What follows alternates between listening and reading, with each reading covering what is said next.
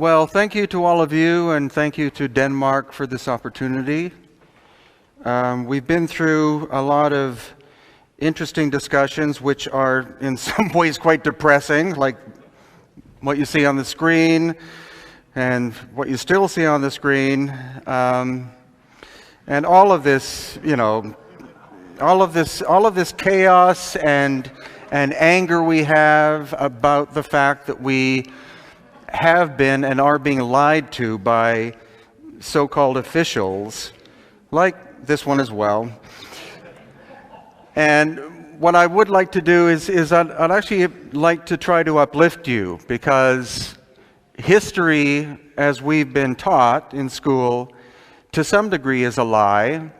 And I wouldn't call it conspiracy theory, but what I would call it is people closely guarding information and refusing to open themselves up to scrutiny or other people coming in and offering additional information. And so this is the typical story we've been told about humanity, that we evolved from a primitive state to we being, quote unquote, the most evolved of all of existence. And the same with society. We've been taught over and over that Homo sapiens, who we are, started out approximately 200,000 years ago, and for the majority of that time, we lived in this state of the hunter-gatherer. And then maybe 10,000 years ago, people got the idea to start living in a sedentary place, communally, and that now in the 21st century we have the city of Shanghai. And this is supposed to be the ultimate example of the expression of humanity.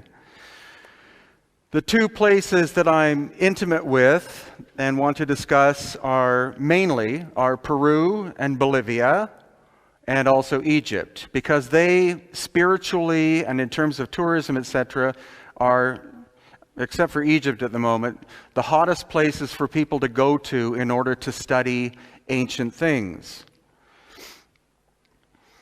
But the thing is that we have left the history of both of these places and much of the rest of the world, if not all of the world, to a small group of people, in general called archaeologists and anthropologists, to tell us the history of humanity.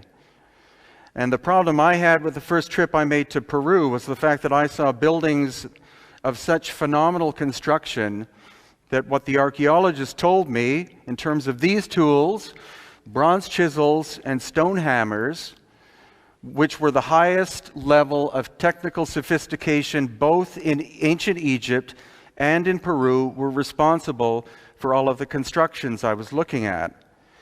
And so through the course of time, I've had the ability to bring engineers, stonemasons, geologists, and other experts outside of the archaeological field in to look at them and tell me from their perspective how this was done. And 100% of the time, they said that those tools could not have been responsible. And it clearly was not cultures afterwards because of the great antiquity. So what I'd like to start you with is the Inca. The Inca were the largest civilization in pre-Columbian America, but nobody actually knows where the Inca came from after all this 800 years of their history. Supposedly they came from the area of Lake Titicaca, and the archaeological evidence tells us that they most likely came from the island of the sun and the island of the moon in Lake Titicaca. And what's important is what you're looking at is an Inca building. That's how the Inca built their structures, using bronze chisels and stone hammers. This is on the island of the sun, and this is also on the island of the sun. And you can imagine, whether you've worked with stone or not, that with that level of technology, this is achievable. As well as this. This is the same kind of construction, but with adobe mud as well. However, the other idea is that the Inca came from a place called Tiwanaku, which is in Bolivia. But the problem we have with the site of Tiwanaku is not only that it looks more sophisticated, but the entire place was reconstructed by French and Bolivian archaeologists in the 1960s. They put these buildings back together without any reference. They interpreted what they were doing, and they honestly made a complete mess of it. Because this, for example, which is called the Sun Gate, is a single piece of stone. The crack you see happened much after it was built, but it weighs 10 tons, and it was moved from its quarry 70 kilometers away. So the question is, how did ancient primitive people move it? There are no trees at that elevation of 13,000 feet. So it's one of the many enigmatic things we'll look at. The other is this surface. And I took an engineer called Christopher Dunn, who had been to the site of Pumapunku, which is also at Tiwanaku, to look at this. And he has instruments, because he worked in the aviation industry, he has precision measuring instruments which are technically almost perfect. And this stone, for example, over the space of at least 1 foot, if not longer, the surface does not deviate more than 2/10,000ths of an inch out of perfect flatness. And you can't do that with primitive technology, but the archaeologists insist that it was done using those tools. And about 10 years ago, some German architects took some of the stones at Pumapunku and showed what they originally would have looked like, which is this. And that, again, is way beyond what a Bronze Age culture could have possibly created. Also, what we find at these sites, and we find them actually at all of the megalithic, which means massive stone sites in Peru and Bolivia, are these strange elongated skulls. And the problem is that this display, for example, which is at Tiwanaku, has been shut down. You're not allowed to look at the skulls anymore. That could be conspiracy. But no one has ever carbon dated these skulls, and no one has ever DNA tested these skulls, but the archaeologists automatically assumed that these people, or some would say beings, were directly responsible for these constructions, and that is insufficient. Even the Inca people are always portrayed like this. They are very Indian looking, they have long black hair. The problem is that when the Spanish arrived in Peru, and the reason why they were able to overtake the Inca was the Inca were involved in a civil war at the time, and almost the entire royal population, who were the actual Inca. The Inca was not the population, it was the royal family. They had been exterminated. So this is what Spanish portrait painters interpreted as being what the Inca looked like, and Peruvians to this day think that that's what they looked like, but we don't honestly know. But what we do know is that the Inca had to leave the Lake Titicaca area about 900 AD because of a very massive drought. And so they wound up going north and into this area called the Sacred Valley, which is outside of Cusco. And the Sacred Valley is called that because it has been agriculturally productive for thousands of years. And in order to develop any level of high sophistication as a civilization, water and its abundance and being able to grow huge amounts of food is what is critically important. So as the Inca were traveling from Lake Titicaca to Cusco, they encountered an earlier culture called the Wari, and this is Wari construction. Again, very simple. But then what archaeologists say is that as soon as the Inca started to build the city of Cusco, they did this kind of work. But what you'll see, again, up above, you'll see that is Inca style, but it's based on a foundation of megalithic blocks. And the megalithic work is far more sophisticated than what the Inca did. So this is insinuating that the megalithic wall is older. And this building, called the Coricancha, which is in Cusco, is believed to have been the first building that the Inca ever built. And again, there is no mortar, there's no clay, there's no cement, there's no glue. This is stone on top of stone. And the precision of the construction is so tight-fitting, you cannot fit a human hair in between the blocks. And inside of the Coricancha, we find strange shaped stones which have no real explanation archaeologically. They're just kind of jumbled up in piles because they don't fit in, again, with the picture that we're being told. And this is my favorite, because this is a drill hole in a stone. It's about this long, but both ends of the stone are broken, so we have no idea how far that hole went. And if you look at the scarring marks horizontally, going this way, you can see, and engineers have backed this up, modern engineers, that it must have been some kind of boring tool that was a very high vibration. It wasn't a drill that moved like this. It was a very high vibrational cutter. The teeth would have had to have been something like diamond in order to cut through, because this is harder than granite. But again, it's an artifact which archaeologists basically don't want to discuss. And then this is a stone tub or container of some kind, which is in the very center of this building. And the flowers that are planted around it are not just there to look good. You are literally not allowed to step inside and photograph what this is, because somebody doesn't want this artifact studied. But what's intriguing is that about 10 years ago, a team was allowed to do excavations at number 8, which is this building, the Coricancha, and up on top at number 1, which is Sacsayhuaman.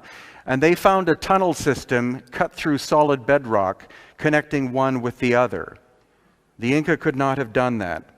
So what I'm telling you is I believe that Cusco was an ancient city that was abandoned for some reason, and after thousands of years, the Inca went to Cusco, rebuilt their city, but now because of their construction and then Spanish construction and modern construction, it's difficult to see the oldest parts. But as you train your eyes, and this is what our tours do, you automatically see the different periods of building. The oldest is always the biggest stone and always the finest stone, and that's counter to what we're taught about society.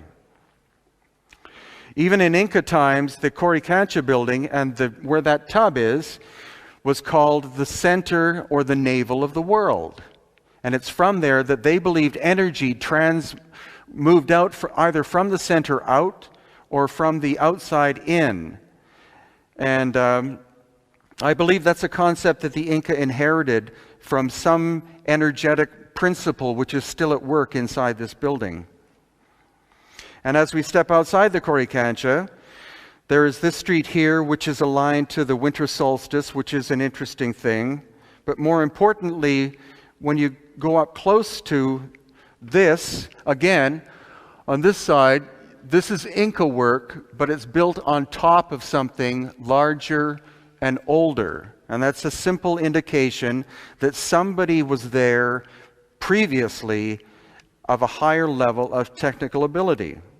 And again, excavations have been done. These elongated skulls show up, and they have not been carbon-14 tested for age. Neither have they been DNA tested, but they're labeled as being Inca. And outside of this building, the Coricancha, again, it becomes more and more obvious. You're looking at Inca work here, probably Inca work up there, reconstruction of the wall here, and then that, which is the finest built wall in the Americas. Again, in many places, you cannot fit a human hair in between the stones, and it's more than a meter thick. It's not hollow. It's continuous. And that would not be impossible today, but would be an incredible technical challenge. As well, we find these strange knobs exposed, and there has been no proper reasoning as to why they exist. There's another type of construction that these ancient builders, who I actually call the Pirwas, and that is from a very obscure manuscript written by a 17th century Spanish chronicler who was victimized by all the other historians. His name was Fernando de Montesinos, and he learned from what was left of the ancient Inca priesthood that there was a race of people who appeared 40 years after what they called the flood, and they built a city. And Peru comes from the name Pirwa. But what's intriguing about this is that you can see that it's polygonal construction. Every stone is a different shape and size. And the conventional story is that the Inca would find a stone of approximately the right shape it, put it into place, find something else, something that would fit somehow, and then shape it and fit it into place. But when you learn from the people of the area, what you find out is the builders, whoever they were, also put pictograms or animal figures into their construction. In this case, it's the shape of a puma, there and there. So that makes their construction job even more complex, because again, there's no mortar in between, and mortar is not used even in modern times as something that strengthens a building. It's actually weaker than the building material. Concrete is not as hard in general as stone. So to do construction without mortar is much more difficult than to do it with mortar. And the Greeks and the Romans, though they were great people, they all used mortar to fill in spaces as they were constructing things. And here again we have another example. It's an interesting shape, and it's the shape of a snake. Now, it's not only in Peru that we find this kind of work. This is actually in the Imperial Palace in Tokyo in Japan. And it again is a wall section which is not talked about, but because it blends in with all the rest of it, it's said to have been built at the same time. And this is another example in Japan as well. And on the island of Easter Island, or Rapa Nui, there are 2 or 3 sites, again, which have this incredibly precise non-mortar fitting together. And the Easter Island Polynesians were not Bronze Age, they were Stone Age people. So how could they shape basalt, which is so hard, so tight-fitting, to construct something like this?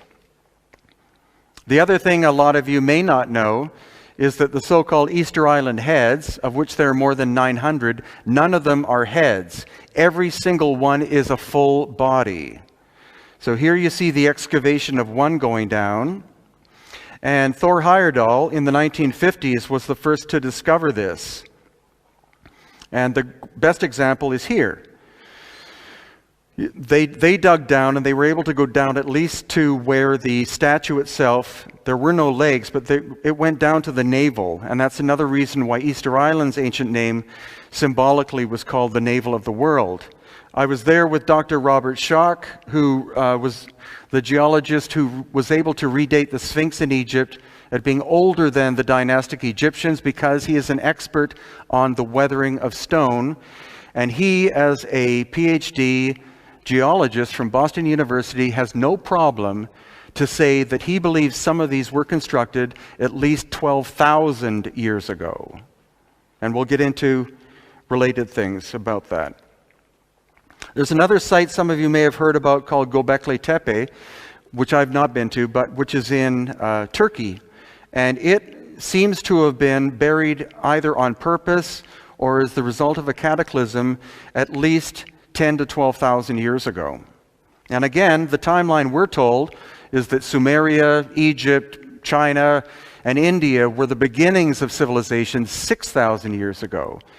And even as early as, or as recent as last week, Graham Hancock, who was there at Göbekli Tepe, the latest carbon-14 testing they found of the soil in the area shows that some of these are at least 14,000 years ago. And this is only a tiny piece of the site. There may be, this site, which looks reasonably large, could be at least 30 times as large as it is. And this just shows you more of what Göbekli Tepe looks like. And this shows you the scale. Now this, I believe, is actually what Inca construction looked like. at its height. This is the finest work they did, and this could have been achieved with bronze chisels and stone hammers. And what also happens is because the Spanish deconstructed a lot of Cusco in order to build their own buildings when they arrived in 1533 and afterwards, they took the buildings apart, which were Inca, because they were quite small stones, the size of a shoebox or a little bit better. And so what this shows us on the interior is, I think, that what the Inca were doing were replicating the work of the older people. The interior of this wall, you can see, is fill. But the front looks really nice and tight.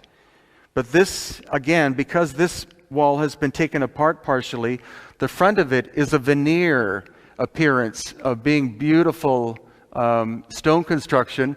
But because it separates as it goes back, the Inca were cheating by trying to achieve the same tightness of work. And this, again, is back in the Coricancha. And from the front of the wall, because this one was broken, from the front to the back, again a distance of about 1 meter, in many places you cannot fit a human hair. And all it would take would be a few millimeters of one bit of that lower stone to be raised up, and one would pivot on the other, but they don't. They fit perfectly, and they are beyond earthquake-proof.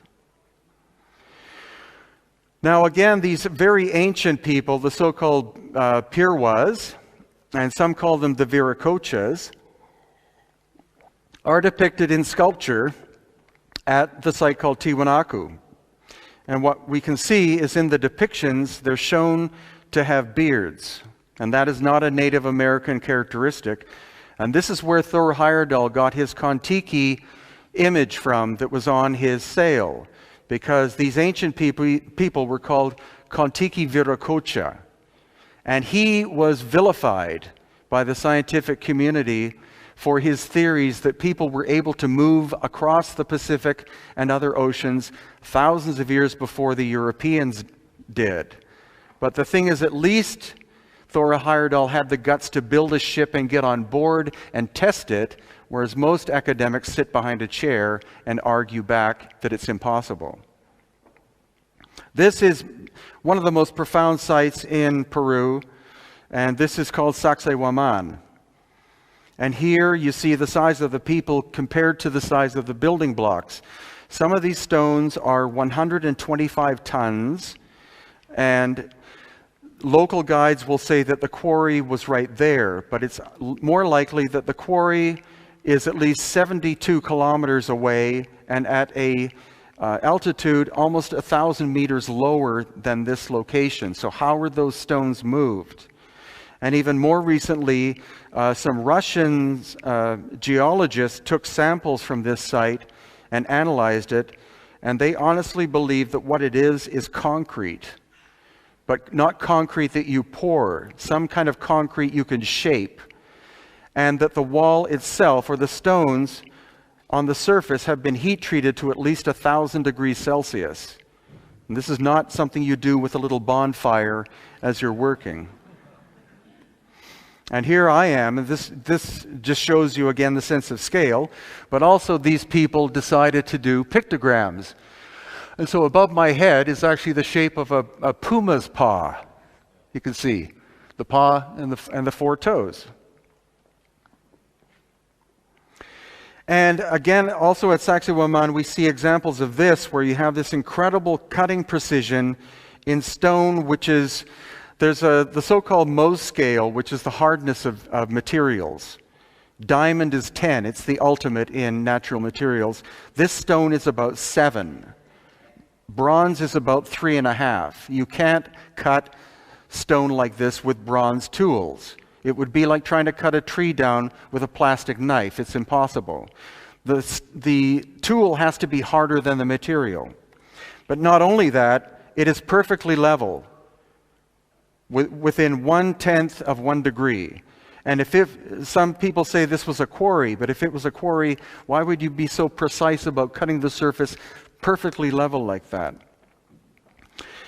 And in the area, we find these other cutout stones like this, and the weathering on this is so excessive that I'm hoping that Dr. Robert Schock will come in July of next year and be able to tell us when the stone cutting was actually achieved, because it's not like there are 1 or 10 or 50 stones like this. In the area of Cusco and the Sacred Valley, according to Jesus Gamarra, who is the local expert, there are more than 5,000 of them.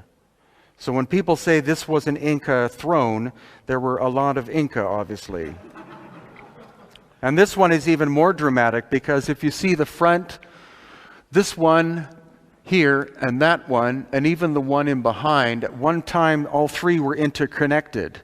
Something happened to this massive stone with an upside down staircase.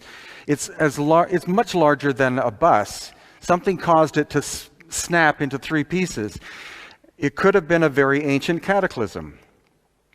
And again, we find just structure after structure. It looks molded, or like concrete or something.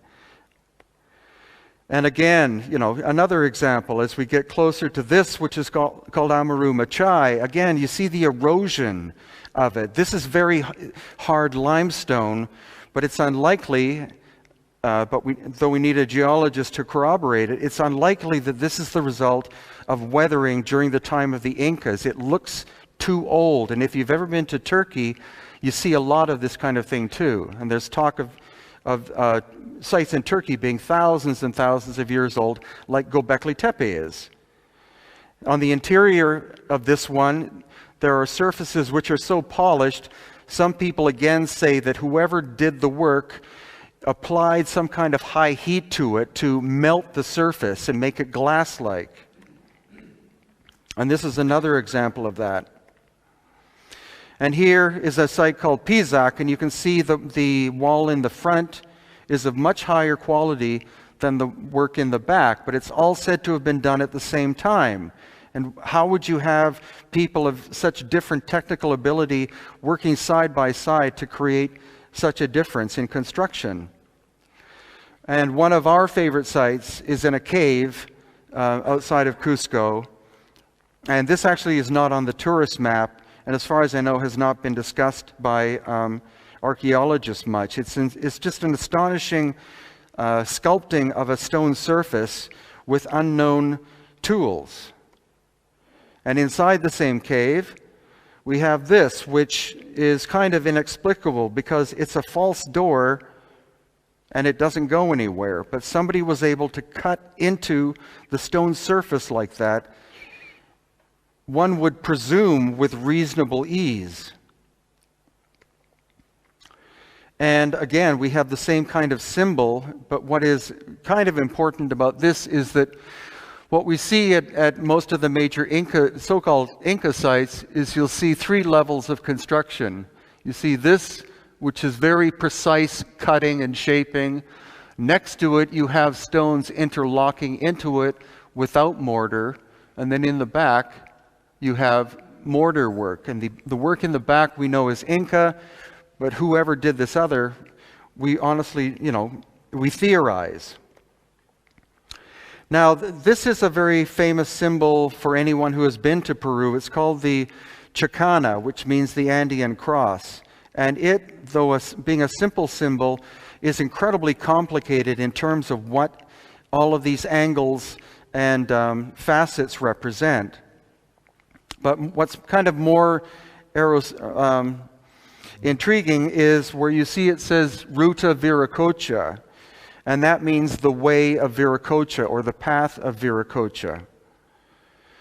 And if you look at a map of Peru, including Bolivia, there is this so-called path, and along it, all of the major archaeological sites of super great antiquity, including Tiwanaku, Pucara, Cusco, Machu Picchu, Ollantaytambo, and Cajamarca are all within a very narrow band of that one specific line for some very strange reason.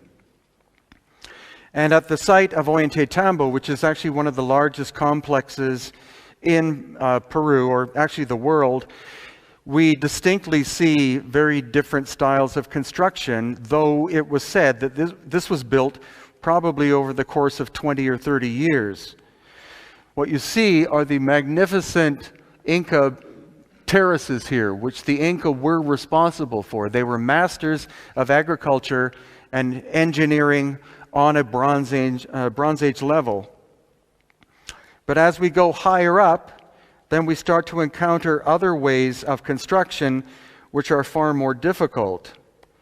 And especially in this picture, you see these massive blocks of granite, some weighing 40 tons and some 60 tons, that somehow made it up onto this mountain, because the quarry, which we've been to, is across the valley and up the side of a mountain. So somehow, minimum of 60-ton blocks were moved down the mountain, across the valley, across the river, and then up on top here, and they fit still with amazing precision. Especially as you can see here, again, where I am, you cannot fit a human hair from the right side to the left side. That block is perfect or almost technically perfect in terms of how it fits with the ones underneath of it. And what is likely is that this again was an example of what happened when there was a cataclysm in the distant past, destroying the beautiful megalithic ancient things, and then when the Inca arrived, they rebuilt around it. And this actually is Jesus Gamarra, who's the expert, in front of what is left of the intact part of the so-called Sun Temple. But on the right-hand side of this wall, we see this, which is Inca period reconstruction. And you can see that if the Inca were responsible for all of this work, they would have fit one next to the other. They wouldn't have filled it with rubble or fill like that. But I honestly believe that this was the Incas' attempt at trying to rebuild something that technically was just beyond their capability. And other evidence we have is this photograph was taken in 1930, before there was any kind of reconstruction by archaeologists or the tourist board or anyone. And this, I believe, shows us also because the Spanish prohibited anyone from visiting these sites when they arrived in Peru, because this was regarded as pagan. So it was out of bounds. And so I believe what you're looking at is Inca construction on top of something which is far more ancient. And this as well, I believe, is an example, I've shown this to engineers, of how the stone was actually cut. It wasn't done with chisels, it wasn't done with lasers. It was possibly, according to some engineers, done with some kind of vibrational or sonic tool that was able to destabilize the stone with a very narrow path of energy.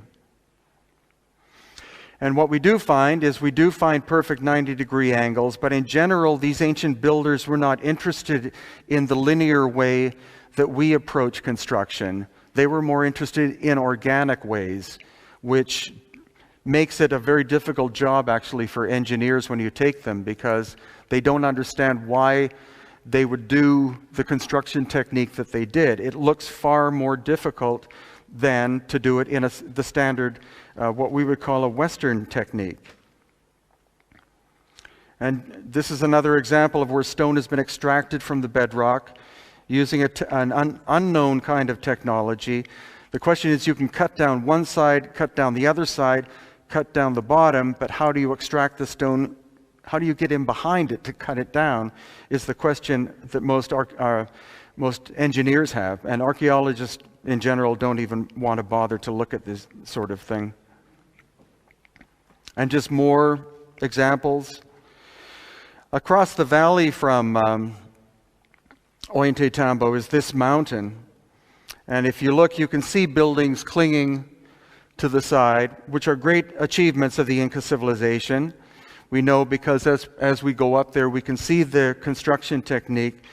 But one of the anomalies we see here is this, which may be kind of difficult to see in the picture, but it is the profile of a human head, about 500 feet tall.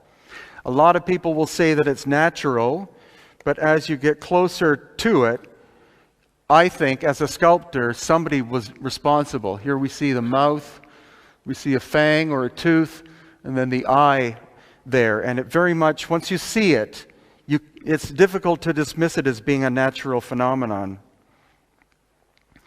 And Machu Picchu, of course, is the most famous ancient site in South America. Said to have been built by the Inca over the course of 30 years, about 600 years ago. But once you start to look at the stonework in Cusco and other places and visit Machu Picchu, you start to see the same situation. You see, obviously, the Inca did an incredible amount of work in this location, such as these amazing terraces. But you see, it's stone stacked upon stone. It's all local stone, which has been used.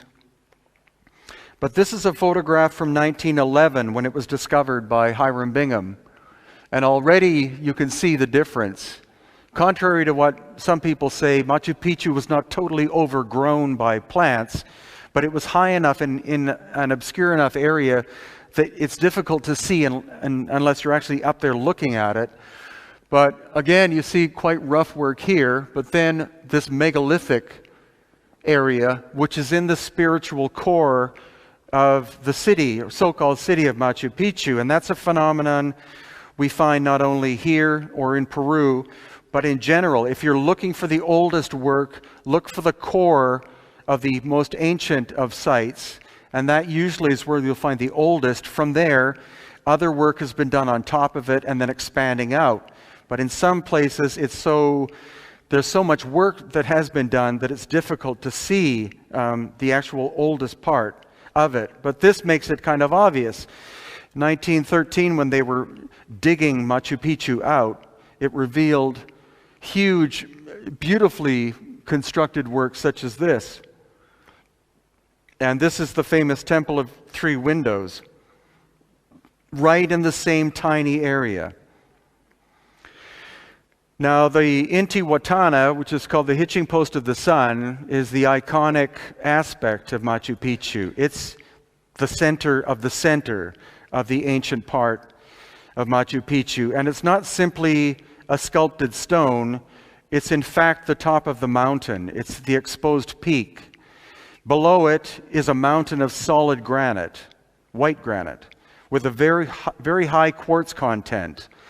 And what we find out as we explore Egypt and Peru and Bolivia is that the ancient megalithic builders didn't simply find big stones and use them. They went specifically for stone that was high in quartz and possibly iron. And because quartz has piezoelectric properties, it's possible that what these people were looking for and why they were constructing with it was because of the electrical or vibratory nature of the stone itself. And that's why they would go great distances to bring megalithic blocks into places in order to construct them. It had to have a certain quality in the material. Now, what the Intihuatana hitching post does do is it is perfectly aligned to north, south, east, and west, but it also points, each one of those cardinal directions points to a mountain. And when we were there at one time, we brought a compass with us, and these two gentlemen repeated this process 10 times. They took the compass and brought it in close to it without touching it 10 times, and every time the compass deviated by between 5 and 10 degrees. Now you're not allowed to be too close to the structure. They say it's because they don't want people touching it, but if you're a conspiracy theorist, maybe they don't want close examination. And a lot of Peru is starting to be that way. They're cordoning off areas so you're not allowed to go in and make measurements and things. And I think this is an obvious example of where you see three distinct building styles, all done in exactly the same place, but for unknown reasons. Not something you would do probably if you were building something quite rapidly, but I think what you're looking at is the oldest, the middle, and then the Inca levels of work. And this is simply another beautiful construction inside a cave on the backside of Machu Picchu that most people don't go and have a look at. But it is so incredibly integrated. Again, mortarless work. And as we travel out from the city of Cusco, actually heading back towards Lake Titicaca, what you can see here is you see adobe construction predominantly, but underneath it is a megalithic foundation.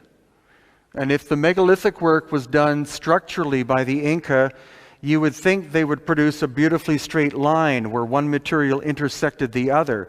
But it literally looks as though they found a ruin and built on top of it, which I think definitely is the case. Because even though in the Spanish chronicles they would say that, that the Inca so-and-so built a structure, it could very well be interpreted as that he built at the structure, built on something that was older. This is a site called Silustani, which is near Lake Titicaca, and these are called chulpa burial towers, because there's an opening, very small, on the eastern side. And so the story is that when the sun would rise, it's related to rebirth, you know, because the Inca were supposedly worshippers of the sun, etc. But when I've taken engineers there, they look at how it was built. The internal material here is of a higher density than the external shell. And also the cupping that you see in an intact one, the outer wall had these hollow pockets. And when I went inside one of these with the engineer Christopher Dunn, he was able to figure out that the perfect harmonic of the interior of it was A sharp. And so that is a very special frequency in many ancient sites for some reason. And the other thing is that all of the damage to these, of which there are many of these chulpa towers, goes from the east to the west.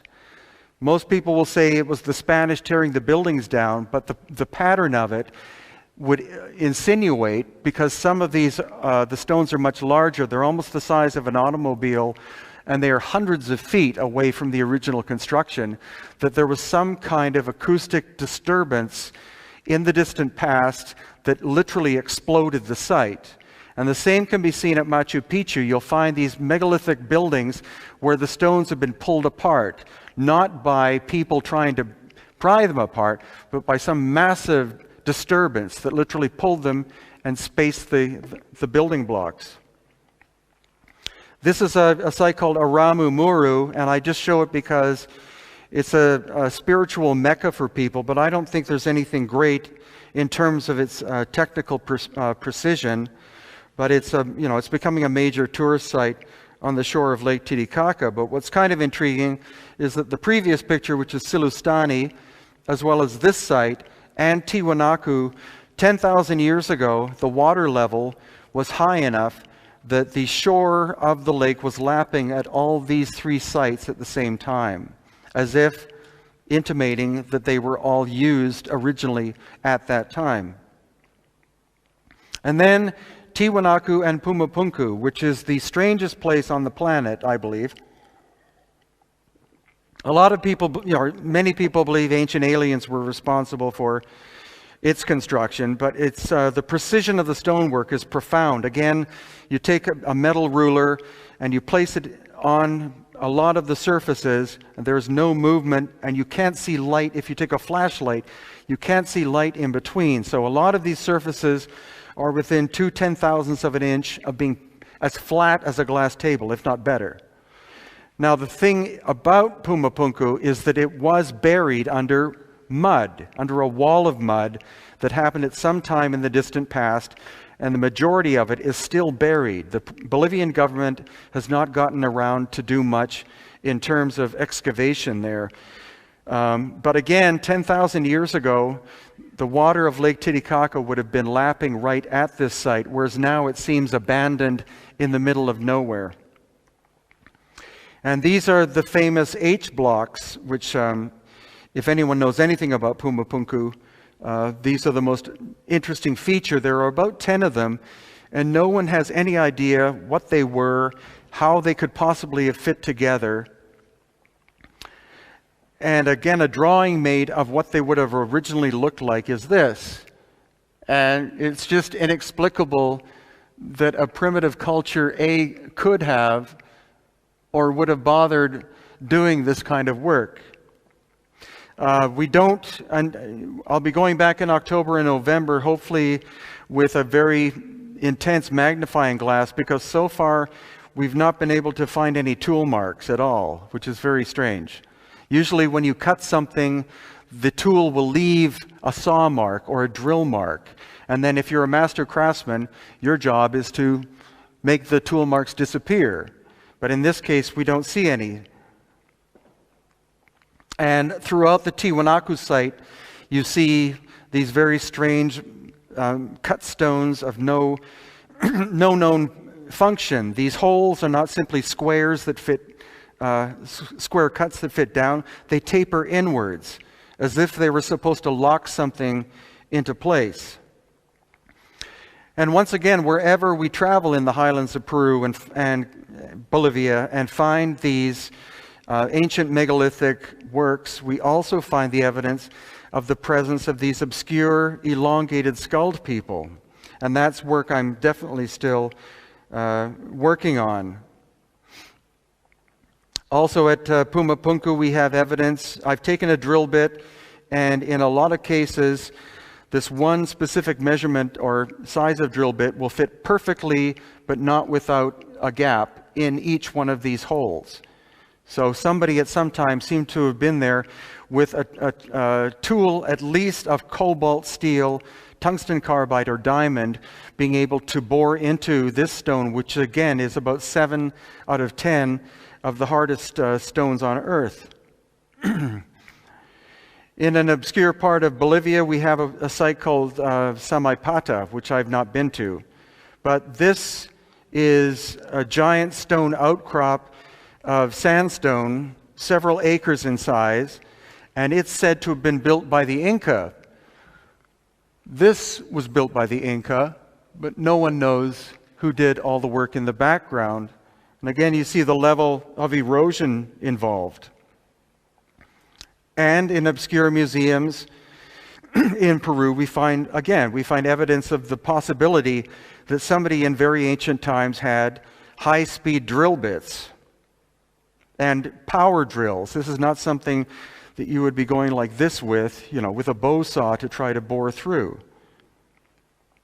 In other cases, we find examples of what looked like a massive cataclysm occurred. This is approximately the size of an automobile, and you can see that whoever made it shaped it almost perfectly, and the break would have had to have happened after it was finished, not while it was in process, because there's no surface on this massive stone that shows partial completion. It's complete, now it's broken like a piece of styrofoam.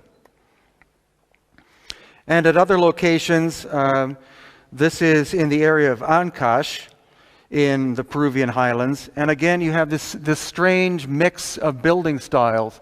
You have kind of rough work here, but then you have these two strange columns. Why are there 2 columns and not 10 or more of them? Samples by a Japanese group of geologists of these 2 pillars were taken, and supposedly they have not been able to establish where on earth the stone comes from. It's not local, it doesn't seem to be Peruvian, but they've not been able to locate exactly where the quarry is that they came from. And even farther north, there is this channel which is carved into the bedrock, which at this point is about 8 kilometers long. And originally it would have been much longer, because if you go to one end or the other end, you can see where it's been so filled in over time that it no longer functions as a way to distribute water. But it's just one of these, it's a very strange one of many, many sites in Peru that most tourists have never been to. It also has these right-angle channels in it. Now, in terms of time, like when would this have been this ancient work, when could it have been made? And there's growing evidence about a time of about 11,500 to 11,700 years ago. This book is by Allen and Dallaire, and what they believe is that they believe comets either came close, or a comet came either very close to the Earth or in fact struck the Earth at about 11,500 years ago. And what it did is it changed the course and the nature of the planet. It caused the end of the Ice Age. So rather than the idea that the Ice Age ended as a gradual shifting, the poles very slowly started to melt, their theory, which is starting to be backed up by other scientists, is that the end of the Ice Age, or at least a major portion of it, took 3 years. And that the level of the world's oceans rose by 350 feet in 3 years, not 3,000 years. Relating to a subject I don't like to talk about too much, which is Atlantis, because there's too much garbage written about it, is that according to Plato, we're looking at the same timeline, that whatever Atlantis was disappeared about 11,500 to 12,000 years ago. And I think one problem is that when you read Plato, who got his information from an older Greek called Solon, who got his information from the Egyptians, who got their information from someone before, you lose a lot of information through the timeline. So for example, I've been involved with Native people most of my life, and what I do know is that when they tell you a story, you never interpret the story literally. When they tell you something, they're telling you poetry. So, for example, with Atlantis, the idea that there was a continent that sank is probably not the case, because any oceanographer will laugh at you. But if you interpret it as being the water rose and the land appeared to sink, then that is a logical possibility. Because any advanced civilization in modern times in general lives near the ocean or has access to the ocean.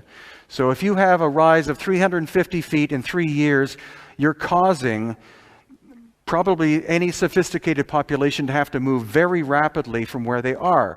So I believe in the concept of Atlantis, not the name, but I think it was a global civilization. And another writer called Barbara Han Clow, based on Allen and Dallaire's work, but also based on the fact that her grandfather was a native Cherokee, she was able to take both the science and the oral tradition and put them together in timeline. And again, 11,500 to 11,700 years ago, there was a terrible event that happened on the planet. And some speculate that even what happened is that not only the melting of the poles, but also that's when our planet went from perfect alignment to 23.5 degrees. The consequence of that is not only the fact that, well, is the fact that you would go from 2 seasons to 4 almost instantaneously. That would disrupt all of life on Earth automatically. And then the work of Dr. Paul Laviolette, he believes that at exactly the same time, 11,500 to around 11,700 or so years ago, there was an ejection from the core of our galaxy. And his theory, which is backed up by testing in ice cores, is called the galactic superwave. And that's that rather than the center of our galaxy being a black hole, it's a pulsar. And what a pulsar does is it pulses. So his theory is that approximately every 11, 12, or 13,000 years ago, it shifts depending, because the universe is not a precise clock. But around 11, 12, 13,000 years ago, there is a disruption or an emission from galactic center. And that energy of all forms, gamma rays, etc., travels through the galactic center. And at this time, it went straight through our solar system, and it pulled plasma from the sun and hit the Earth in very specific spots. It was not like a big ball of fire engulfed the Earth, because we wouldn't be here. But it hit high elevation sites, such as Peru. and it superheated the atmosphere temporarily, and that, he believes, is what caused the melting of the poles, again causing the rise in sea levels very rapidly, causing anyone alive to have to move. Graham Hancock has done a lot of work at attempting to look at sites underneath the ocean, especially off the coast of India and in the Mediterranean. And any time he's attempted that, governments have prohibited him from doing any work. But there is evidence from other researchers that inside the Mediterranean there are cities, and off the coast of India, especially because when the tsunami happened in 2007, I think it was, supposedly eyewitnesses who were Indian fishermen out fishing at sea, they were outside of the zone where the actual, because before the tsunami came, it had to pull the water from the tidal region back to fuel this thing. And they literally saw that for a very short time, cities that were exposed, or buildings, and then when the tsunami went through, they were covered up. And then also Dr. Robert Schoch, who I've mentioned before, his theory, again, around 11,700 years ago, was that the sun itself had a plasma disruption, and this is based again on science, that 11,500 to 11,700 years ago, the Earth or the sun became very active, which it's doing right now, but it was so disruptive at that point that it sent plasma, which were not only sunbursts, they actually struck the planet and did exactly the same thing as these other researchers are talking about. So you have 4 more or less independent studies and more stating that the end of the Ice Age was a very rapid event. Any civilization of any sophistication that existed prior to that time, if not completely wiped out, would have been wiped out to such a high percentage that most of the educated people would have died. And so most of their information, their technology would have been lost. The little pocket of people that did survive that repopulated the planet would have had memory, but they would have had myth rather than science. And when you look at any mythology of most indigenous cultures, their myths are usually based on fact. The trouble is, over such a long course of time, you have reinterpretation, and you have, the stories become more fantastic and larger and different. So in Egypt, which ties into Dr. Schoch, again, he being an expert on the erosion of stone, was brought by a man called John Anthony West to the site of the Sphinx. And if you don't know, the Sphinx is inside what's called the Sphinx enclosure. The Sphinx does not lie on flat land. It's inside this huge pit. And what Dr. Schoch was able to state as a geologist is that the weathering on the Sphinx and the Sphinx enclosure was not the result of wind and sand. It was the result of water. It had to be precipitation. So he was able to get in contact with climatologists, and they were able to build a computer model to go back in time to find out when that event could have been. And the result was approximately 8,000 years ago is when there could have been enough rain to cause this erosion. And immediately, practically every Egyptologist on the planet attacked him because dynastic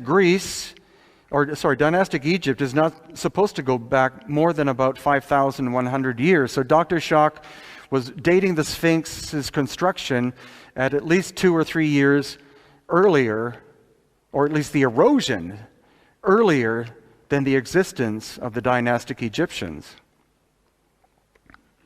And this is a building right in front of the Sphinx. It's called the Sphinx Temple, and each one of these blocks is multi-ton, and it came from the Sphinx enclosure. So this giant temple complex, all of these blocks were cut out and moved and built. It's not like people were there chipping away to cut the Sphinx out of the stone. Someone had the technology to move multi-ton stones out of it and build a temple right in front of it. And again, you see the amount of weathering involved. And the Great Pyramid itself is, if you've never been to Egypt, you should go and look at this because it is mind-boggling in scale. Even being in Peru and Bolivia looking at things, when you're literally standing looking at the Great Pyramid, that's when you get a sense of what it is. It's difficult from photographs. But it is profoundly huge. 2,300,000 multi-ton blocks make up the Great Pyramid. And what's more intriguing is it's known that most of it is made of limestone. The limestone came from that exact area, but there is multi-ton granite inside, especially inside the chambers, as well as basalt like this. And all of the stone aside from the limestone was brought from great distance. All of the rose granite, which is in the Great Pyramid and other pyramids, was brought from 500 miles away somehow. And some of the stone that was moved weighs 1,000 tons. So it's unlikely they were dragging it across the desert. It's unlikely they were building boats or barges to move that, because you're talking 600 automobiles, and you can't build a papyrus raft, or even a wooden boat that could carry that. So it's one of the many, many mysteries of Egypt. But here, and it's not that evident in the photograph, unfortunately, is you see this line coming this way, like that. It is approximately 1/8 of an inch wide, and it cuts into the stone. And if you measure that arc and expand it to how big a saw could have been to do this cutting, the saw would have been at least 6 meters in diameter with a width of 1/8 of an inch. Something of that size, moving at high speed, we can't do because it would be so flexible and so unstable. And if any of you have worked with either stone or wood on even like a table saw, you know what the maximum load means, which is you can only push the material through the blade at a certain speed. After that, you're creating vibration. And the more vibration you create, the more unstable the cut, and eventually it'll shoot the material at you. So we have evidence, and in many places, of the use of circular saws, which had to have been under power, at least 6 meters in diameter. The other thing is, the standard idea is that this is one of the first pyramids, because it was an experiment. What they did is they started to build mud brick buildings, and then what they would do is they would add level after level like this because of stability. You make each level above smaller in order to make sure that the whole thing doesn't fall apart. However, there's no direct evidence that this is one of the older pyramids. It's actually more likely that the Great Pyramid is much older than that one, and that the Great Pyramids, plural, plus the Sphinx, plus the Sphinx Temple, plus the Valley Temple, plus other buildings predate the dynastic Egyptians by thousands of years, and possibly, according to oral tradition, and hopefully we'll get more science about this, prior to 11,700 years ago. So it's possible that buildings like this, some of the Peruvian, some of the Bolivian, and other ones, were built by this ancient civilization who were the victims of this massive cataclysm. The other question is, what was the function, for example, of the Great Pyramid? Of course, people say, well, it was a tomb for an arrogant king. Unfortunately, what we find is that the majority of archaeologists in general who look at foreign sites like Egypt, Peru, Bolivia, etc., they're taking their Western mindset with them when they try to interpret another people. And Europe, we know, was very barbaric in terms of you did have kings who were despots. They treated themselves as the highest level of life, and everyone else was more or less a peon. However, ancient societies in other parts of the world were not like that. The Inca were not kings. The Inca were not rulers. The Inca were caretakers. And I know that from working with native people to this day. Someone who is a chief is not the highest person. It's the opposite. He is responsible for the livelihood, and we know that the Inca were that way, so it's quite possible that ancient Egyptians, etc., were that way as well, that they wouldn't think, use all the resources because I'm arrogant and special, build me a massive thing for me to be buried in, because the precision of this building is almost 21st century. For example, again, the conventional story is Khufu, who was a pharaoh, decided to have this built. He said, cut a line into the bedrock because I want to be buried here. And then as they were building it, he changed his mind and he said, no, wait a second, I want to be buried in number 5. And then he changed his mind and he said, no, wait a second, I want to be buried in number 8. Now the precision of this passageway, the descending passage, they know by laser it's more than 300 feet long, and it deviates from laser perfection by 1/8 of an inch. The Egyptians did not have the capability of doing that work, no matter what the pharaoh may have wanted. But when you bring an engineer such as Christopher Dunn to look at this, he believes, and this relates to some of the other subjects that we're discussing in terms of lost technology or free energy. Christopher Dunn believes that the Giza pyramids were power plants.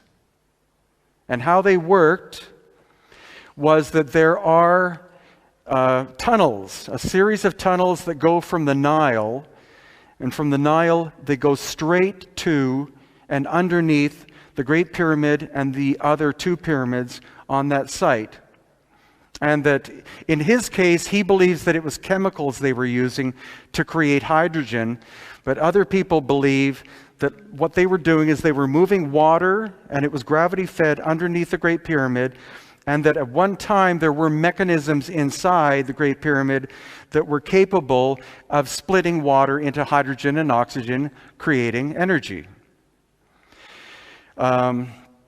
So that I find actually is a more logical idea than the idea that it was a tomb. The thing, though, is that if these buildings were there 12,000 years ago, were abandoned and actually shut down because of the shift of the Earth from its perfect alignment off to 23.5 degrees, the destruction of the civilization, the loss of knowledge, then 5,000 years ago, the dynastic Egyptians show up and they see these structures, and of course they adopt them. And it's quite possible that Khufu said, "Put my name on that building because I am the pharaoh." And the other thing is that the Grand Gallery. If you go into the Grand Gallery, there's no reason why it would be immense the way it is to access a place where you're burying the king.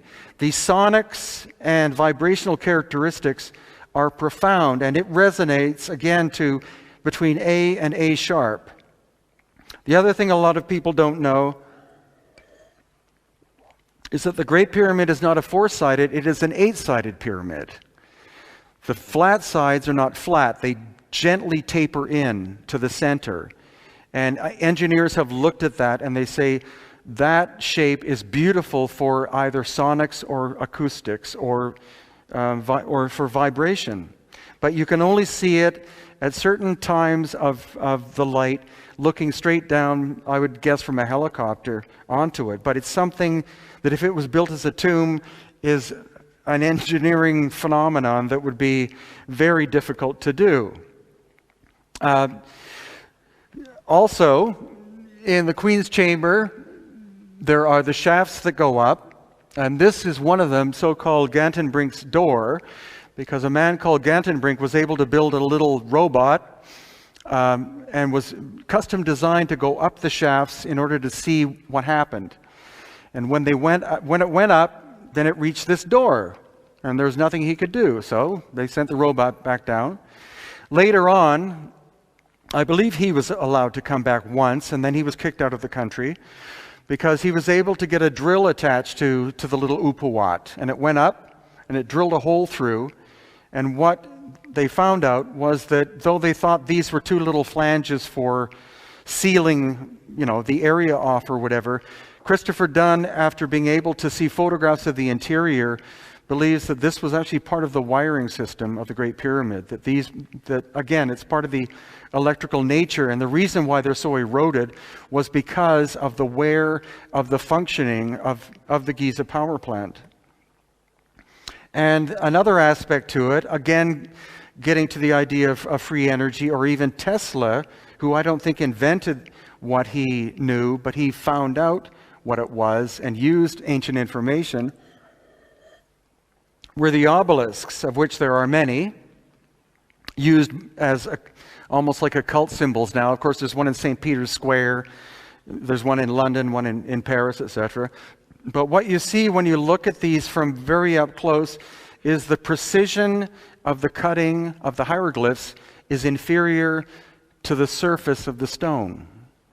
And what's probably the case is that these obelisks are thousands of years older than the hieroglyphs, but at one point a pharaoh decided that a flat, empty surface was a great place to have his name and story written on. And going as an aspect of the Giza power plant system, this is what it could have functioned as. The power plants, being the pyramids, could have been the generators, and the obelisks were the receivers. And they would have been strategically placed at so-called sacred sites. But what you find out, if you go to so-called sacred sites where you do find evidence of lost ancient technology, is that these, as well as possibly some in Peru and Bolivia and other locations, may have had a pragmatic energy generating function. And because of the nature of the stone that was used, there still is energy at work, but it's at a very tiny scale compared to what it would have been like. And that's why when you go into the Great Pyramid, you almost automatically go into an alternate state of consciousness, and that's why it's a great place to meditate, because there still is energy moving through the structure. And again, if you harmonize to A or A sharp in the King's Chamber, the volume expands. It's not like you're just hitting a tone. You're hitting a tone where all of a sudden it's much louder than the sound you're making. Maybe you're striking the exact harmony or resonance of how this particular building functioned. And this is the man. If you ever go to Egypt, Yusuf Awiyan, he is probably the most knowledgeable person of so-called alternative knowledge in Egypt. And it's based on his family lineage. He's in fact descended from the Comitian people who existed prior to the dynastic Egyptians. And another thing that we saw when we were on the Giza Plateau, very much out of bounds, but it's because Yusuf was born and grew up across the street. You can see the Sphinx's head right up there. But because his father was a guide for more than 70 years in this area, Yusuf knows all of the guards. And so if he wants access, he doesn't have to ask the government anything. He goes to the guards, and the guards let us through and let us wander around the Giza Plateau, because Yusuf wanted to show me the shafts and the tunnel system that riddle or are underneath the Giza Plateau that most people don't know about. So this is a covering of one of these shafts, and it's approximately 10 feet by 10 feet. At the moment, it goes down about 100 feet, but it's filled with sand. So over the course of thousands of years, it's very likely that sand has been filling it up. There's no sense in taking the sand out, but these are supposed to go down hundreds of feet vertically down and intersect with the tunnel system that goes under not only the Giza Plateau, but specifically underneath the pyramids. And it's the water channeling system that originally came from the Nile, but not the Nile where it is. There's a lot of evidence that 12,000 years ago, the Nile was farther to the west, and you can see it in the topography. It was a much bigger, wider river. And that's where these tunnels connect to. They connect to the ancient Nile, strictly out of bounds, unless you know Yusuf. And this is another one. Again, it's 10 feet by 12 feet and drops down approximately 100 feet. So because of his connections, we were able to go underneath the Giza Plateau. And this is level 1. And these openings were everywhere, but we only had 4 hours. He told me that this is level 1, but there are at least 2 levels beneath it. So we're going back in April, and I would like to go into level 2 if possible. And the best book on the subject, I believe, of ancient pre-dynastic Egypt is this book written by Stephen Mailer, and it's called The Land of Osiris because what he talks about is from the oral tradition perspective, the fact that the Giza Plateau area is the oldest by far part of ancient Egypt. The rest of it, Aswan area and all the areas with the beautiful, true dynastic Egyptian works, which are masterpieces, are outside of this area. And another subject that fascinates me is the concept of who Osiris was. Because, again, a lot of you have seen the depictions of elongated heads from Akhenaten in that time period. And I'm wondering if it kind of relates to the studies I've been doing in Peru of the elongated skull people. And why it is that people practice cranial deformation in order to look like these mysterious ancient ones. Of course, the automatic idea goes to that these, people were aliens or related. We are presently doing DNA testing of the ancient Paracas people of Peru. It's taken a long time, though, because the DNA is more than 2,000 years old, so it's very time-consuming and expensive to get the results. But once I do get results, I will let people know. Another building which is in Egypt is called the Bent Pyramid. And the conventional archaeologist's idea of why, or Egyptologist's idea of why it is the way it is in terms of shape, is that literally, and I think it's racism, that the ancient Egyptian engineers got halfway into constructing this massive structure and figured out that the angle was wrong. And so they had to compensate by changing the angle in order to reach the peak. And that's completely stupid. They would have built a model first and figured out the angle. But according to the oral tradition, this again was supposedly built by an emperor or a pharaoh called Sneferu. But when you learn from someone like Stephen Mailer, who knows the language much more than the average Egyptologist, it actually means, Sneferu means double harmony. And so when the famous designer Buckminster Fuller, who was a Canadian, went and saw this structure, that's exactly what he said about it. He said, it looks like it has 2 angles because it was supposed to have 2 different frequencies.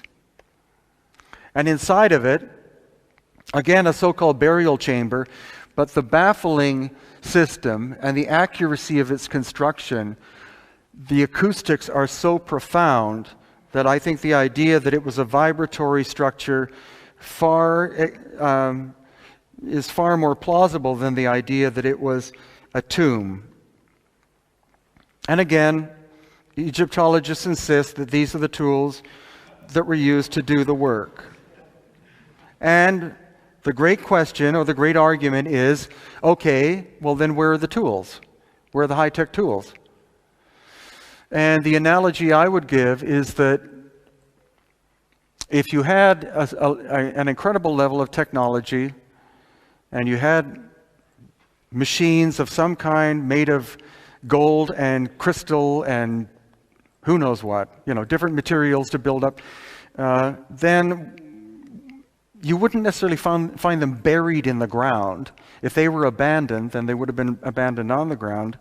And then much later, after this civilization was no longer in existence, somebody shows up, much like if you took a cell phone and you threw it in a part of the jungle somewhere where no one had ever been in contact with Western civilization, they would find this thing a curiosity, and they would open it up, and they would see a light flashing, and then they would think it's a very special thing, not a god, but a very special thing. Eventually the battery dies. It's not doing its magic job anymore. So then they're curious and they take it apart. And then they see something shiny inside, which is maybe gold. They take that out, and they make an ornament out of it. Somebody else takes other parts of it. I think any of the ancient machines would have been recycled. Anything made of gold would have been stripped off because these things don't do anything anymore. And your culture doesn't understand what it is. And over time, it's the same thing as an automobile. If you abandon an automobile somewhere, someone's going to steal the tires quite quickly, and then the radio and other parts. So that's my explanation, at least. You're not going to find somebody, unless this stuff was buried on purpose, which is possible, but none has been found. This is another example of Yusuf with cut stone surface. The diameter of the saw that would have cut through this basalt would have been at least 6 meters to 8 meters in diameter, and the cutting pattern, which means that every rotation of the saw makes a groove or makes an impression in the stone as it's moving. The speed at which this saw moved, by some experts, is twice the speed of what a 21st century saw can do. And these we find as well. We find these scattered all over the place. Precision drill holes in the middle of the desert. Nobody in recent times would go out there with a drill to core sample something like this, because there are lots of them. But it takes an eye to see them. This gives you a sense of the size of them. And again, the feed rate, which is the rate at which the cutter is going through the stone, in this case rose granite, is approximately at least twice the speed of what a modern diamond cutting drill can do. And unfortunately, you can't see this too well, but this will show you the impression. I have lots of photos on my website, etc., but you see the pattern of the cut as it goes. It's approximately every 2 to 3 millimeters is one rotation of this cutting tool. We also find strange things like this. This material is called quartzite. It's very hard. And these strange tub-looking things were not originally in this place at Abu Ghurab, which is in the desert of Egypt, but they were scattered about. Nobody has any idea what they were for, but conventional Egyptology says that they were the bowls, or they were giant bowls for the sacrificial blood of special bulls for some reason. But the thing is, anybody who's ever made a sink, the trouble is once you get the blood in the bowl, how do you get the blood out of the bowl when the drain hole is only halfway down?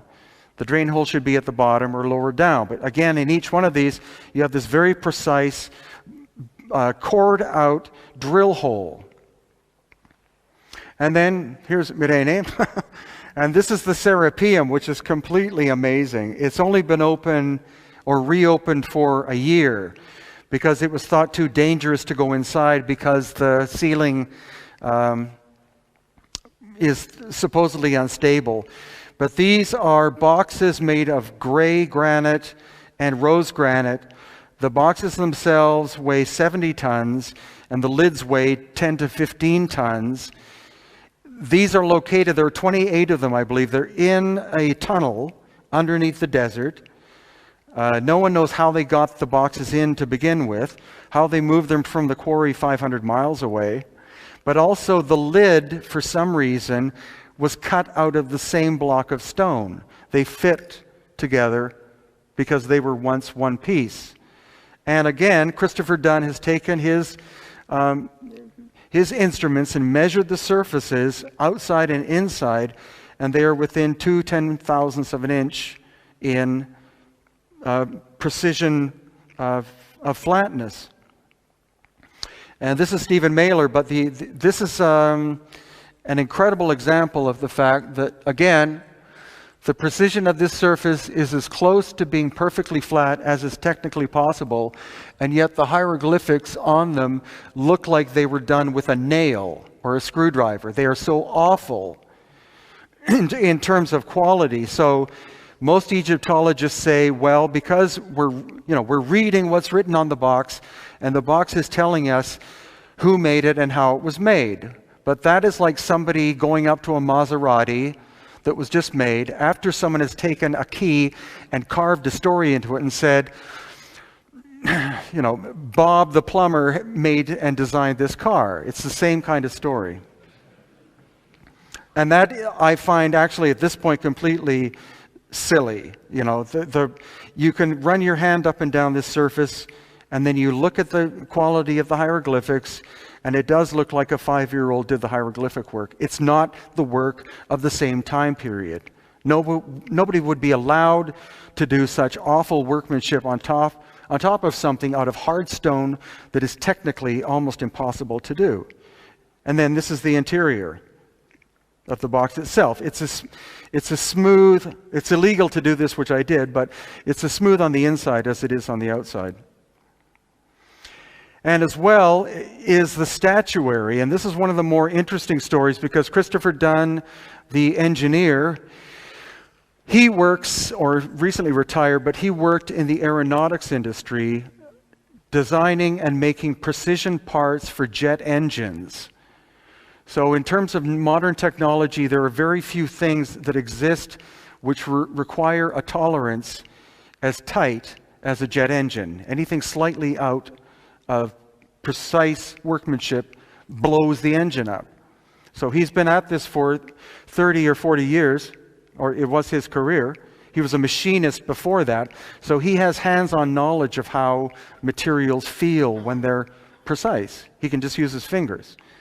So he's an expert on that. But what he did is he started to look at the statuary because he noticed that they were just, this is not the only example, but a number of the ones you'll see that say Ramses on them, of which Ramses went crazy with having his name put on sculptures, is that this material is called diorite, and it is 8 on the Mohs scale out of 10. So the only material that can cut diorite is diamond, nothing else. Doesn't matter how long you're sitting there pounding with another stone at it, you're not going to create this kind of precision. But what he found is that a lot of the, especially rose granite statues, he would run his hand along the headdress part of it, and he couldn't feel a flaw. This way, like the curve this way and the curve that way. I've been a sculptor all my life, and I know you can't get that level of precision. You always make mistakes because of the nature of human hand-eye coordination.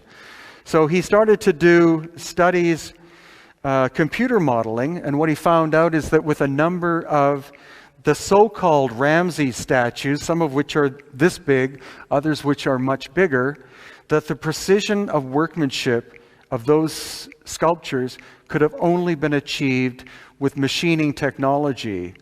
And not just machining as in somebody with some kind of tool cutting it, a machine that is called a CNC machine, which is a computer-controlled machine that goes in with a cutting head, and it is programmed to do cutting. That is how all modern cars are designed, or at least the prototypes are done. Cars used to be done with some Italian designer going like this and shaping it. Now it's all done by robotics, and that's why when you run your hand across the surface or anything like this is not something that was done by hand. It was done by a computer program that was able to go in perfectly do the cutting job. And so as he analyzed some of the faces and other features of the Ramses statues, that's what he found. He would take clear plastic, put it over top, put a line right down the center of the face, and then he would draw and measure out all of the characteristics. And then he would switch it over to the other side, and the precision was basically perfect from one side to the other.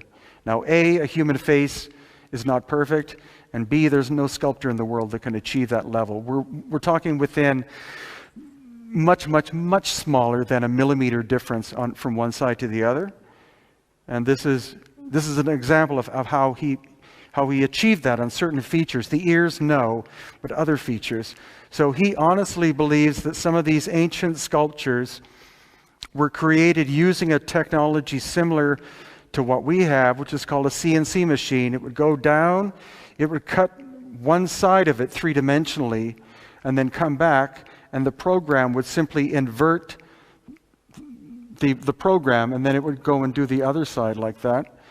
And what we do know, because when you look at the detail of the cartouche, which is the name put on a lot of the Ramses statues, the quality of the workmanship of the cartouche is far inferior to the workmanship itself. So the theory is what happened is that these sculptures are thousands of years older than the dynastic Egyptians. During the time of Ramses, for example, a number of them were found, and his priests, because they were actually in charge of the entire society, when they would find or reveal one of these, they would say, "Great Ramses, we found this sculpture. We should have your name put on this." And he'd say, "Sounds great." So they would put his name on it. But all of those statues are attributed to the time of Ramses II, when in fact they could have been done much, much older or much farther back in time. And just a list of some of the books I have done.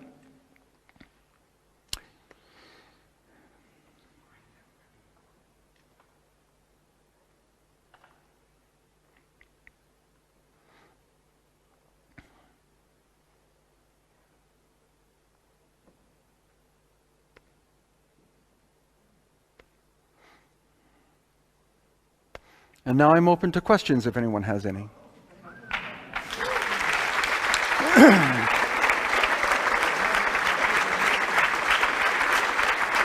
Thank you.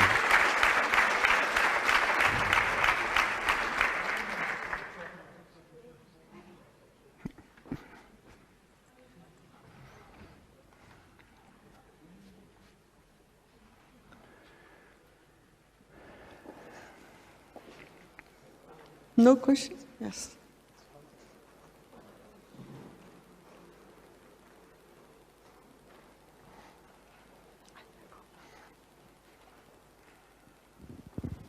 Hi. Brilliant lecture, I think. Thank you. I just saw through the tons of books you've done. The last one was the Nazca Lines. Yeah. I was actually there in '97.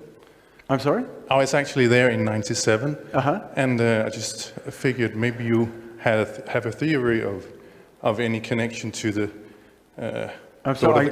any connection to the theory of the aliens you've mentioned here that could be possible as visitors. Do they have any connection to the Nazca Lines? Uh-huh. What's your theory on that? The theory? Yeah. Well, the Nazca or Nazca is like anything, it's much more complicated. You can't fit anything into one theory, Nazca especially, because it's not just the lines, it's the figures.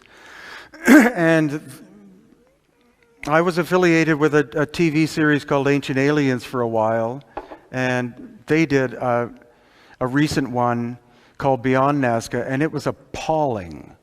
I mean, I don't mind the ancient alien theory, but when that's the only theory, again, doing that kind of thing is insinuating that ancient people are stupid, you know, and suspicious and God, you know, and worshiping everything, which is racism. So I'm glad I wasn't on that one, because I would have, you know, shot a number of the individuals. It's, you know, it's terrible. But the basic thing is, I looked at all of the theories of Nazca, from the idea that it was superstitious Indians in loincloths doing it, to the idea that aliens came and did it, and everything in between. But it's too complicated. And I think what happened was there was a culture called the Paracas who lived on the coast of Peru before the Nazca ever existed. And they built what was called the candelabro, which is a 500-foot tall geoglyph in the shape almost like a trident. And so that has been dated to the Paracas people. The interesting thing is it could only have been done out at sea, because you can only see it at sea. And then what happened is that they started to move inland. They lived northwest of Nazca. And they started to move inland towards what is called Nazca, and they started to make more of these geoglyph things and shapes and that sort of thing, mainly on the sides of the mountains, and you can see a lot of Nazca from different hilltops. It's not like they can't be seen. That's a lie. There's also the idea that they really overdo, that there's a mountain there where someone came and cut the top off, which is not true. Because Nazca is like Arizona or New Mexico in the United States. It's so ancient in terms of geology that there were periods of time where there was massive flooding for thousands of years, lowering the level of some of the surfaces and exposing these flat tops. And that's what Nazca is. So these Paracas were building more and more complex figures as they were going. And then they finally, it seems, built what's called the astronaut, which is this guy going like this. And again, he is on the side of a hill. From another mountain, you can see him. So it's possible that people could somehow translate, the designer could translate to the builders, maybe with runners, I don't know, but how to do that. The lines themselves, some of them were ceremonial because they do point to sunrise and sunset.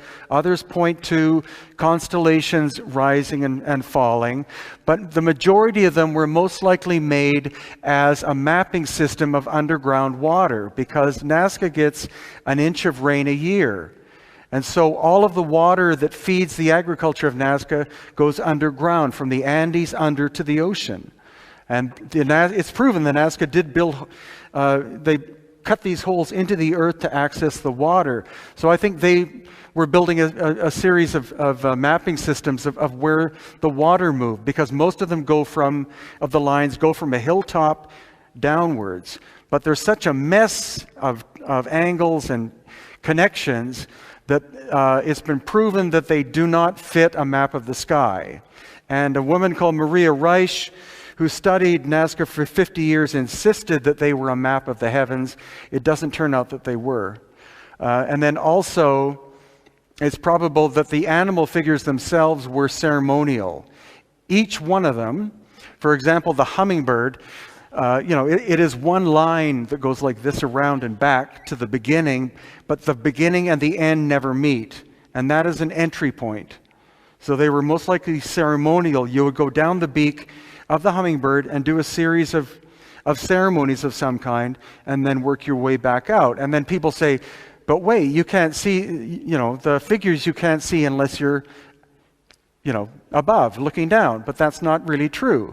Because again, it's important to get somebody outside sometimes of the archaeology department to look at it. And this one guy had a very brilliant idea. He said they could have simply taken a piece of bark or a piece of stone and set up a grid system this way and that way, and drawn the spider, for example. And then they took cotton and they took stakes and they staked out a giant area in scale with that. And then he had his builders, based on a grid system, do that design work.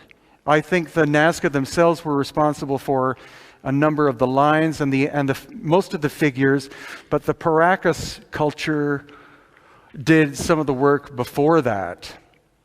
And so it's a complicated story. It's not just one theory.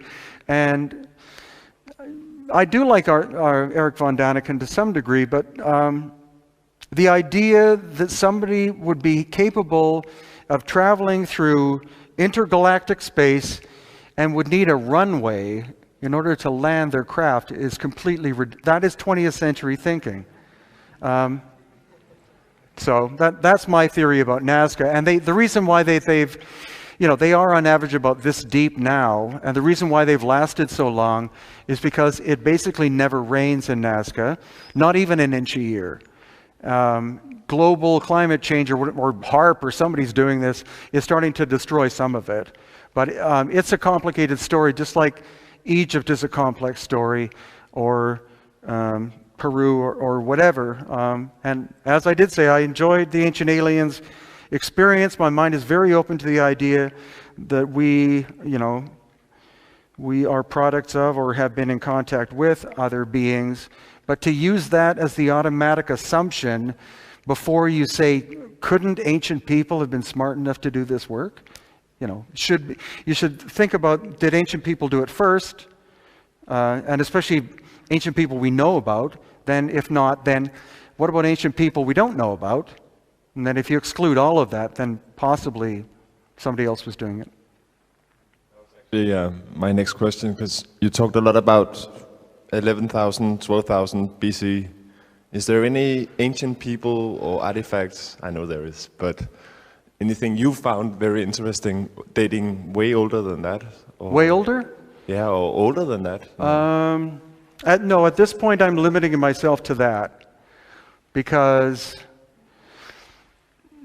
I'm a biologist by background. To some degree, I believe in evolution, but I don't believe in all of it because there are a lot of mistakes. There are a lot of holes in Darwinian evolution. I don't think we necessarily, ascended from apes personally, but I think there are too many claims of, there are weird objects that have been found, that have been found in ancient coal beds and all sorts of things, but I haven't seen evidence of, really strong evidence of anything super ancient. I at this point just like to look at the period of the end of the Ice Age and the idea that there was a civilization that had what was called a golden age prior to, but not something as flowery as the Atlantean thing. Atlantean-like, but not a continent, not a beautiful, harmonious society that suddenly one day collapsed, but somebody was here. Our ancestors, I think, were here, and they did phenomenal things that we are reinventing. And that's where the idea of using water to power things is not a new idea, but it's a timely idea because somebody else did it 12,000 years ago very successfully.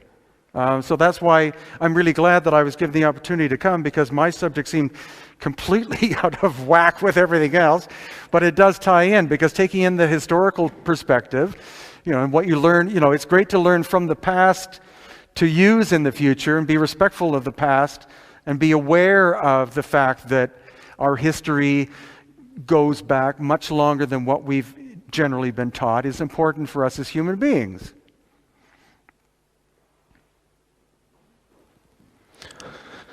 Great lecture. Thank you. My question to you is, you showed us some pictures of quite similar stonework, the walls and stuff from, many parts of the world. Do you think those civilizations were connected in any way, since they had the same building technique? Well, I think there was global movement. Definitely, thousands of years before even the Vikings, who were incredible at what they did. The Vikings, when I was living in Hawaii, because of the arrogance of I was working on this giant voyaging canoe project, and because of the arrogance of some of the Hawaiians, they were mocking the Vikings. And I said, they said, well, look what we're building. The Vikings had nothing. And it's like, have you ever seen one of the designs of those things? These people were moving cattle across the Atlantic Ocean. So, be site-specific. Your canoe is great for here. The Vikings were great for, where they were. But being a sailor and having talked to people who have done global sailing across the Pacific or the Atlantic is not complicated. You don't need a sophisticated ship. You need something that will float, not fill up with water, and have a decent enough sail to be a propulsion unit. And also, you do not, the arrogance of some television programs when they say, it took a clock before we knew what latitude was, and then from there, we could conquer the world. I met a Polynesian navigator who was this tall, the last of his kind, and he had 300 stars mapped in his head. The reason why he had to know that was because if it's a cloudy night, you need to know one or two. But his mind was a maritime navigational machine. And so, again, what I like to really point out is that ancient civilizations, or even the descendants of ancient civilizations, just because they didn't have what we call technology doesn't mean that they didn't know how to do things possibly as well as we do. If you drop your GPS off your sailboat, you're screwed. But the Polynesian people still know how to read wind, waves, birds, weather, etc., and all together as a machine. So I think definitely we have a lot of evidence that people easily had the capacity of circumnavigating the world long before any European did that, though what they did was great. And what's key is, if you look at very specific locations, one of them is where the Olmec people lived in southern Mexico. And that is where North America comes down. It's not as far south as Panama, but it narrows down to about 100 miles in diameter. And that's where you see this ancient so-called influence These giant stone heads with African features, but also Southeast Asian features in them. And I think that these very ancient people, being very intelligent and conservative of energy, they knew where this narrow point of land was. It became a rich culture because of trade between the two oceans and what they would simply do, and this is even what Pizarro did when he was trying to find Peru, is they would take their ship, say they would move across the Atlantic to this narrow isthmus. They would take the most important parts of that ship apart, because you always have carpenters on board, move them across and rebuild something, and then keep sailing, rather than trying to go around South America. Just as an example, but because the Paracas people, for example, who have these elongated skulls, we've been able to show that the royalty had brownish reddish hair, genetically. Indians do not have that. Indians have black hair, doesn't matter where you go, unless they had European influence. The Paracas, minimum of 2,000 years ago, had brownish reddish hair. So where did that come from? And the intriguing thing in one of my books is that you find the exact same character trait on the west coast of Peru, Easter Island, Tahiti, Hawaii, and New Zealand. So I think you're genetically talking about a maritime culture that was able to move easily through the Pacific Ocean.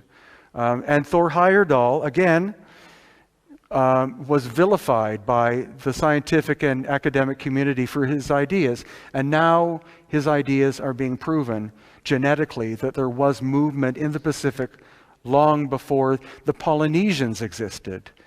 Hence our example on Easter Island. There are no heads, there are full bodies. And it's spoken of that these elongated skulled people lived there with red hair. The first European to go to Easter Island was called, what's his name? Van Roggeveen. And his description was he saw short people, he saw tall people, he saw tanned people, he saw white-skinned people, he saw black-haired people, red-haired people, and blonde-haired people. And he was supposedly the first European to ever arrive. So clearly, and from the constructions, the oldest constructions are the finest, and they're telling us that somebody was there before the Polynesians got. It's very sticky subject when you go to Easter Island to talk about this, because the Polynesians are like, we were here first, but I think themselves that the Polynesians would like the idea that they had older, that they're from an older bloodline too. They're a mix of people. And it's the same in New Zealand. There were people living in New Zealand before the Maori people ever existed, but those people were exterminated by the Maori. And Hawaii too. They talk about, actually the first people that the native Hawaiians talk about who lived in Hawaii were called the Mu.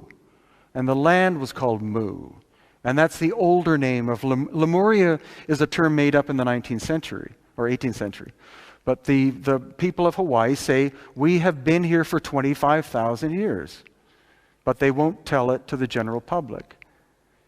I get inroads into this stuff because I've been involved with Native people since childhood. And my, they ask me, they say, why should I tell you this information? And I say, because people are lying about you.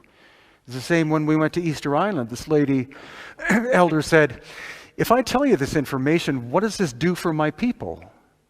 And I said, because they say you were cannibals, you cut down all the trees, and I don't think it's, and she said, of course that's not the story. And I said, well, let me write a book about that, because you won't. She said, well, we don't care what the outside world thinks. And it's like, well, I'm going to write it anyway, because I don't like these stereotypes or these myths going around about the primitive nature of intelligent human beings. Is the simple answer to it. Yeah, I was thinking that all this knowledge and this advanced technology, if this is true, that it was this very intelligent civilization, how did all this knowledge get lost? Was it different civilizations at the same time, and this one civilization? Because otherwise, why didn't they just rebuild it if they survived, or what happened? Well, I think the simple answer, again, is that the end of the Ice Age was a very dramatic event. Took 3 years. Anyone living near the ocean, which would in general be a sophisticated culture, would have to leave very quickly. It's possible that the axis of the Earth changed at the same time, because that's where there is the evidence of the woolly mammoths living in Siberia who've been found frozen in the tundra with a mouthful of food. They were flash frozen. They didn't slowly die. So it is possible that the axis of the Earth changed. That would have changed global climate automatically. It would have changed the number of seasons from 2 to 4.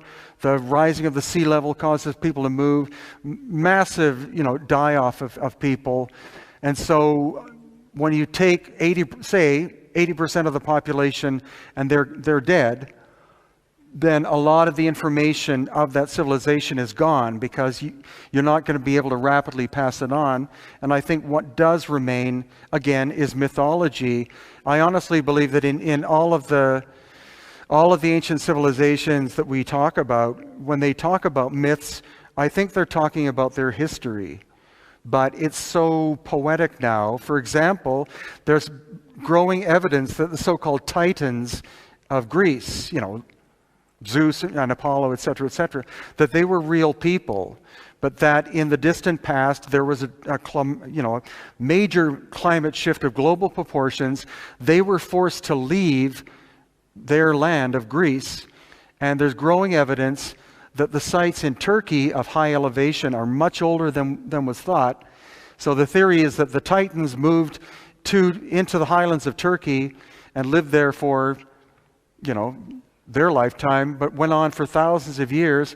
And finally, when there was a return of these Greek descendants into Greece, the ancestors became myth, but they were real people.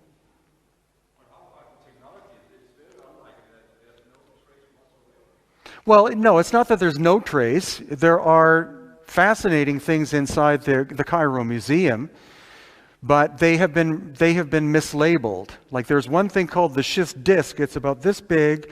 It has fins on it. It's all made of one piece of stone. The stone is only probably 4 millimeters thick. And the stone itself is very hard, but it's very sort of fragile. It's a mixed up term, hard but fragile, but it's a very delicate material and hard material to work. And so it is sitting in a glass case. They keep moving it around the museum because it took us 20 minutes to find it. But when engineers look at that, they say that is an impeller, or that is something that moved at high speed, and the fins were for either moving air or water. But the label is pharaonic fruit plate.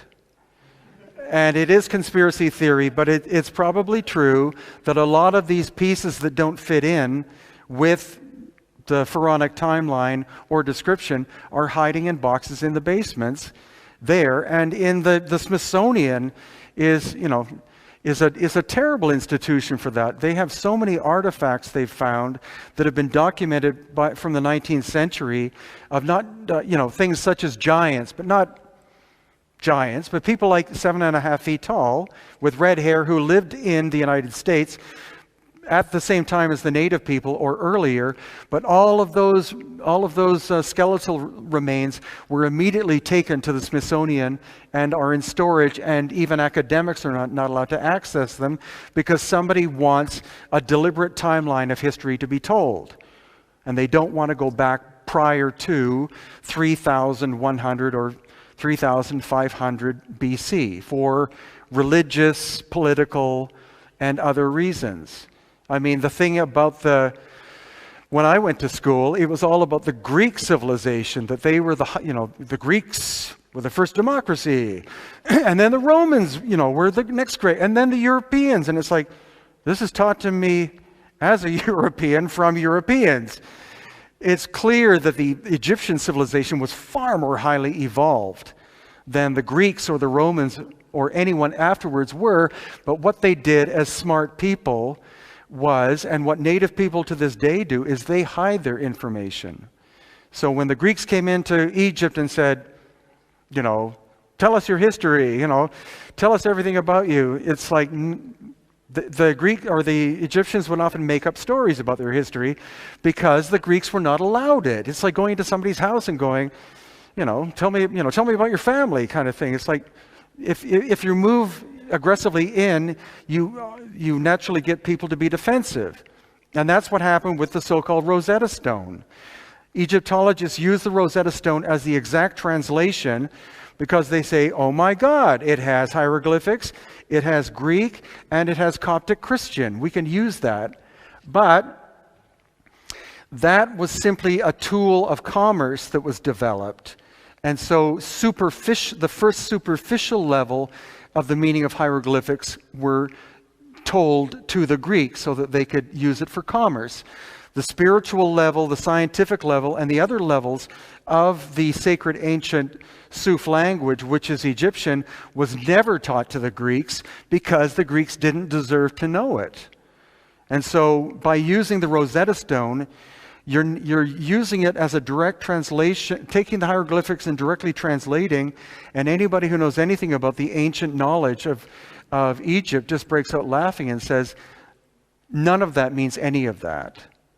You know, like, so the name, like the language is so ancient that one word or one name has a profound number of deeper and deeper and deeper meanings depending upon the level of access. They weren't simply names. And as as a very simple example, Akhenaten, who people are just like, enamored with for good reason, his original name was Amenhotep IV. And Amen is a period of the sun. It's a time period. It's a period of the day which translates to a period of incredibly long time. So Amen is the last time of the day. And so it means the hidden, because that's when the sun has gone down. Before that was the golden age. When you look at the big stretch of time, that was the time of Aten. That was the full bloom. So that's why this man said, I am changing my name to Akhenaten, which means the shadow of the golden age, basically. Because he was doing a renaissance. He was bringing back the ancient belief system. That's why he built his own city.